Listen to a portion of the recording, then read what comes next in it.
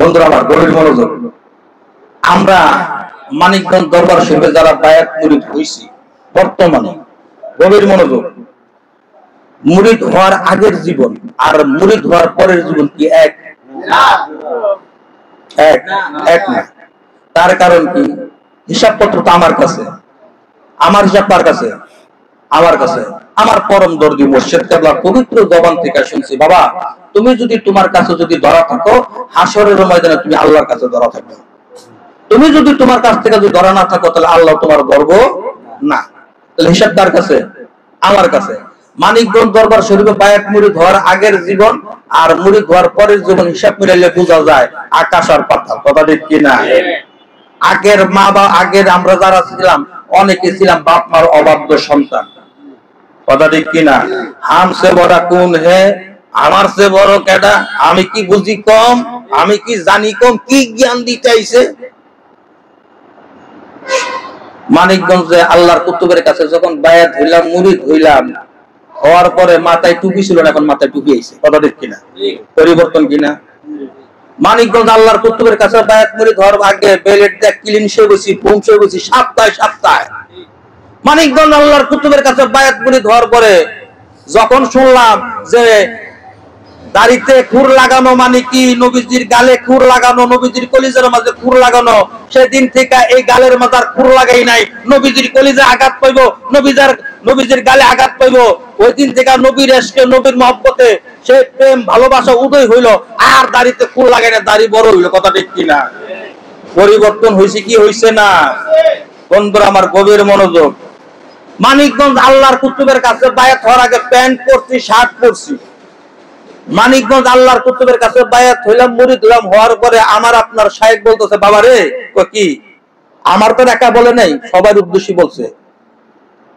মুর্শিদ কেবলা বলছে, উকিলে উকালিত করে তার ইউনিফর্ম আছে না নাই, ডাক্তারে ডাক্তারি করে তার ইউনিফর্ম আছে না নাই, পুলিশ আছে, ডিফেন্সের লোক আছে, তাদের ইউনিফর্ম আছে না নাই।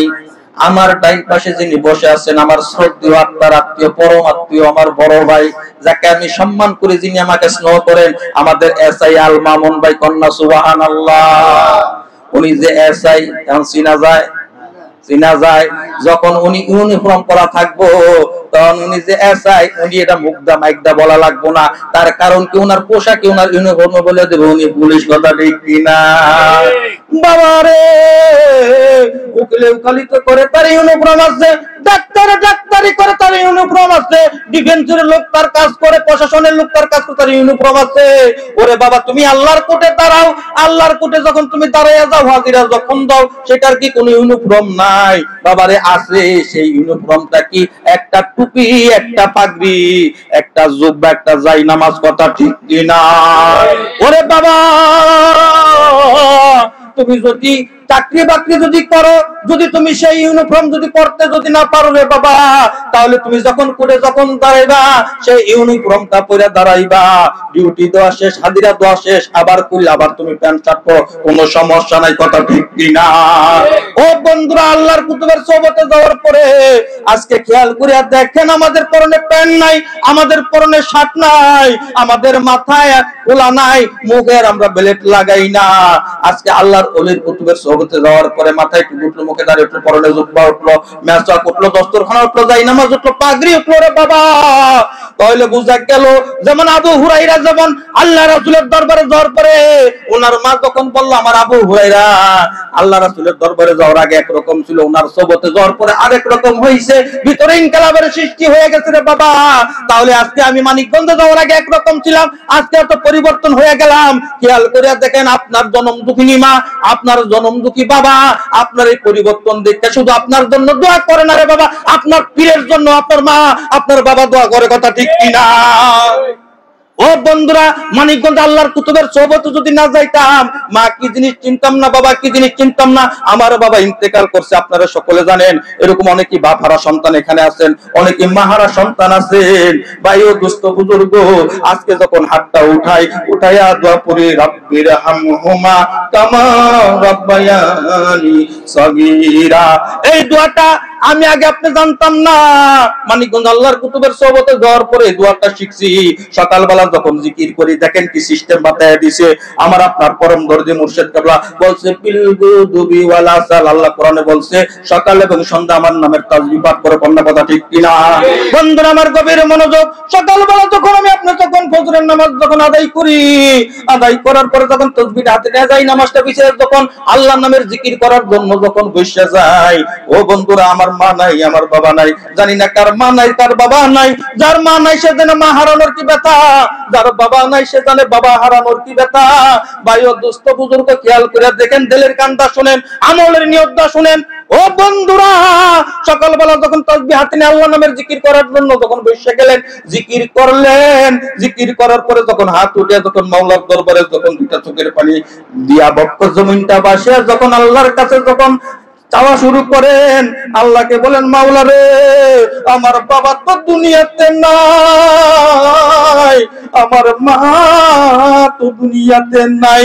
ও আল্লাহ জানি না আমার মা আমার বাবা ওই অন্ধকার কবরে কোন হালতে আছে, সন্তান হিসাবে তাদের কোনো হক আদায় করতে পারি না। আজকে আমার সেই মা সেই বাবা আজকে অন্ধকার কবরে শায়িত। আল্লাহ গো আমার পিতা মাতারে তুমি মাফ করে দাও, তারে তুমি জান্নাত দান করে দাও। এই সুযোগটা কে করে দিল? আল্লাহর কুতুব, কথা ঠিক কিনা?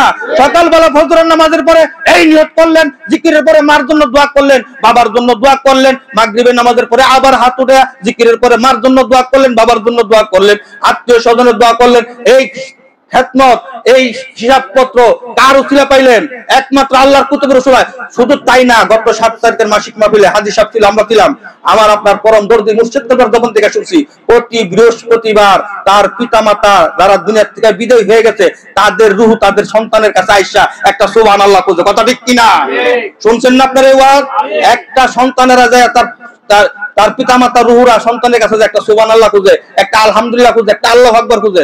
7 তারিখের বয়ান আব্বার জবান থেকে শুনছি। অতএব আমাদের এই যে শব্দজারি বৃহস্পতিবারে হয়, সারা বিশ্বের মাঝে এটা একটা মডেল, কন্যা সুবহানাল্লাহ। কোন তরিকার মাঝে এরকম শব্দজারি হয় কি হয় না আমার জানা নাই, কিন্তু তালিম ইসলাম মানিকগঞ্জ দরবার শরীফের পক্ষ থেকে, আমার শাইখের পক্ষ থেকে, আমার শাইখের ইজাজত এবং নেক নজরের দোয়াতে সারা বাংলাদেশের আনাচে কানাচে তালিম ইসলাম মানিকগঞ্জ দরবার শরীফের পক্ষ থেকে এই শব্দজারি অনুষ্ঠিত হচ্ছে, কথা ঠিক কিনা? তাহলে বৃহস্পতিবার যদি ওনাদের রুহদেরকে যেহেতু সারা হয়, তাদের সন্তানরা যখন তাদের কাছে সুবহানাল্লাহ খুঁজে, আলহামদুলিল্লাহ খুঁজে, আল্লাহু আকবার খুঁজে, আজকে কি বার? কতক্ষণ? বৃহস্পতিবার। আমাদের পিতামাতার রূহ আমাদের কাছে আসতেছে, আমরা দেখতেছি না, তখন আমাদের সেই চোখ নাই। তাহলে একটা সুবহানাল্লাহ খুঁজে কি খুঁজে না? একটা আলহামদুলিল্লাহ খুঁজে কি খুঁজে না? তাহলে এখানে বসে কি করবো? সুবহানাল্লাহ তো কমু, আলহামদুলিল্লাহ তো কমু, আল্লাহু আকবার তো কমু। তাহলে আমাদের পক্ষ থেকে যাদের পিতা মাতা নেই, এই যে সুবহানাল্লাহ কমু, আলহামদুলিল্লাহ কমু, তাদের প্রত্যেকের পিতা মাতার জন্য এই দোয়ার ব্যবস্থাটা কে করলো? এর শুকরিয়া যদি কিয়ামত পর্যন্ত যদি সাজদা দিয়ে পড়ে থাকেন আদায় হবে? হবে? তাহলে গভীর মনোযোগ, আমি আপনি জি টিভিতে বসে নাই, জি বাংলাতে বসে নাই, মোবাইল নিয়ে বসে নাই, এখন আছি শব্দজারির ঘরে, সুবহানাল্লাহ কমু, আলহামদুলিল্লাহ কমু, আল্লাহু আকবার কমু, লা ইলাহা ইল্লাল্লাহ কমু। এই বৃহস্পতিবার রাত্রে শব্দজারি রাত্রটা অতিবাহিত হওয়ার পরে ফজরের নামাজের পর কতক্ষণ পর পরই দোয়া হয়, সকালবেলা ফজরের নামাজ পড়ে দোয়া করে সমাপ্ত করে যার যার ঘরে চলে যাবো। এই ব্যবস্থাটা আমার আপনার মুর্শিদ কইরা দিল, আমার আপনার পিতামাতার জন্য, কথা ঠিক কিনা? বন্ধুরা আমার গভীর মনোযোগ, সেই পিতামাতা কবর থাকতে রুহানি ভাবেও খেয়াল করে দেখেন, আমার আপনার পিতার জন্য, আমার আপনার মুর্শিদের জন্য দোয়া করতেছে যে এরকম একজন চেতন মুর্শিদের সোহবতে যাওয়ার কারণে আমার সন্তানরা আজকে আমার জন্য দোয়া করতেছে, কথা ঠিক কিনা? লা ইলাহা ইল্লাল্লাহ মুহাম্মাদুর রাসূলুল্লাহ সাল্লাল্লাহু আলাইহি ওয়াসাল্লাম। ভাই আমি ছোট মানুষ, 2-4টা ভাঙাচোরা কথাবার্তা বলছি, আমার মুর্শিদের কথা বলার চেষ্টা করছি, এর মাঝে অনেক ভুলভ্রান্তি হইতে পারে। আপনারা যারা শুনছেন, আপনারা ছোট ভাই হিসাবে, বন্ধু হিসাবে ক্ষমার নজরে দেখবেন।